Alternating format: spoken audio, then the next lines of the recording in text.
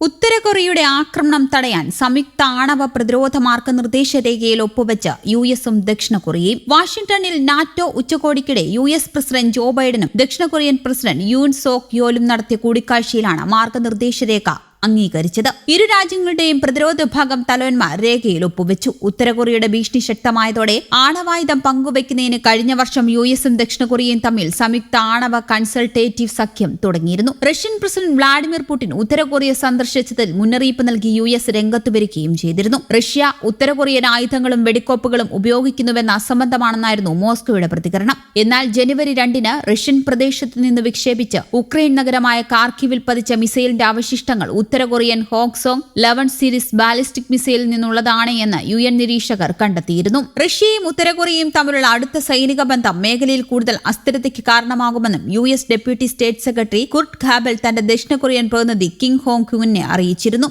ദക്ഷിണ കൊറിയയും ആശങ്കയോടെയാണ് കാര്യങ്ങൾ നോക്കിക്കാണുന്നത്. സംഭവ വികാസങ്ങൾ സൂക്ഷ്മമായി നിരീക്ഷിച്ചുകൊണ്ടിരിക്കുകയാണെന്ന് ദക്ഷിണ കൊറിയയുടെ വിദേശകാര്യ മന്ത്രാലയം വെള്ളിയാഴ്ച പറയുകയും ചെയ്തു. ദക്ഷിണ കൊറിയയുടെയും ചൈനയുടെയും വിദേശ പ്രതിരോധ ഉദ്യോഗസ്ഥർ തമ്മിൽ കൂടിക്കാഴ്ച നടത്തുന്ന അതേ സമയത്താണ് റഷ്യൻ പ്രസിഡന്റ് വ്ളാഡിമിർ പുടിൻ തന്റെ ഉത്തര കൊറിയൻ യാത്രയ്ക്ക് തിരഞ്ഞെടുത്തതെന്നും ദക്ഷിണ കൊറിയൻ മാധ്യമങ്ങൾ അന്ന് പറഞ്ഞിരുന്നു. ഇത് തങ്ങളുടെ അയൽക്കാരനാണെന്നും ഉഭയകക്ഷി ബന്ധം വികസിപ്പിക്കുന്ന ഒരു സൗഹൃദ രാജ്യമാണെന്നും ക്രെംലിൻ വക്താവ് ദിമിത്രി പെസ്കോവ് മാധ്യമപ്രവർത്തകരോട് പറയുകയും ചെയ്തു. ഇത് റഷ്യ ഉത്തര കൊറിയയുമായി ബന്ധം സ്ഥാപിക്കാൻ ഒരുങ്ങുന്നതിന്റെ സൂചന കൂടിയാണ്. നമ്മുടെ ബന്ധങ്ങളുടെ വികാസത്തിനുള്ള സാധ്യത വളരെ ആഴത്തിലുള്ളതാണ്. അയൽക്കാരുമായി നല്ല ബന്ധം വളർത്തിയെടുക്കാനുള്ള തങ്ങളുടെ അവകാശം ആരെയും ആശങ്കപ്പെടുത്തേണ്ടതില്ലെന്നും ആർക്കും അതിനെ വെല്ലുവിളിക്കാനാവില്ലെന്നും ദിമിത്രി അന്ന് പ്രസ്താവിച്ചിരുന്നു. ഉക്രൈൻ യുദ്ധത്തിനു ശേഷം അന്തർദേശീയ തലത്തിൽ ഒറ്റപ്പെട്ടതിന് പിന്നാലെയാണ് ഉത്തര കൊറിയയുമായി അടുത്ത ബന്ധം ഉറപ്പിക്കുന്നതിനുള്ള റഷ്യൻ ശ്രമം നടന്നത്. ഉത്തര കൊറിയയും റഷ്യയും കഴിഞ്ഞ ദിവസം ഒപ്പിട്ട പ്രതിരോധ ഉടമ്പടിയെ ദക്ഷിണ കൊറിയ രൂക്ഷമായി വിമർശിക്കുകയും ചെയ്തിരുന്നു. യുഎൻ രക്ഷാസമിതി പ്രമേയങ്ങൾക്ക് വിരുദ്ധവും ദക്ഷിണ കൊറിയയുടെ സുരക്ഷയ്ക്ക് ഭീഷണിയുമാണ് ഈ ഉടമ്പടിയെന്നും റഷ്യയുമായുള്ള ബന്ധത്തിൽ വലിയ പ്രത്യാഘാതമുണ്ടാകുമെന്നും ദക്ഷിണ കൊറിയൻ പ്രസിഡന്റ് ഓഫീസ് അറിയിക്കുകയും ചെയ്തു. മേഖലയിലാകെ ഇത് അശാന്തിക്കിടയാക്കും. Russia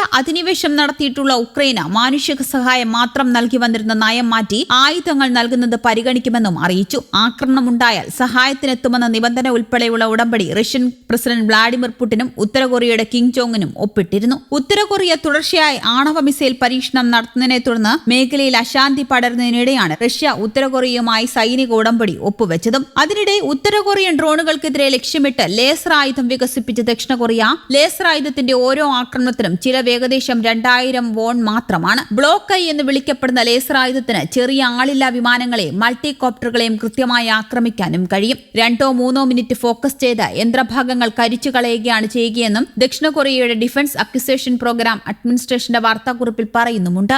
news desk Kerala Kaumudi.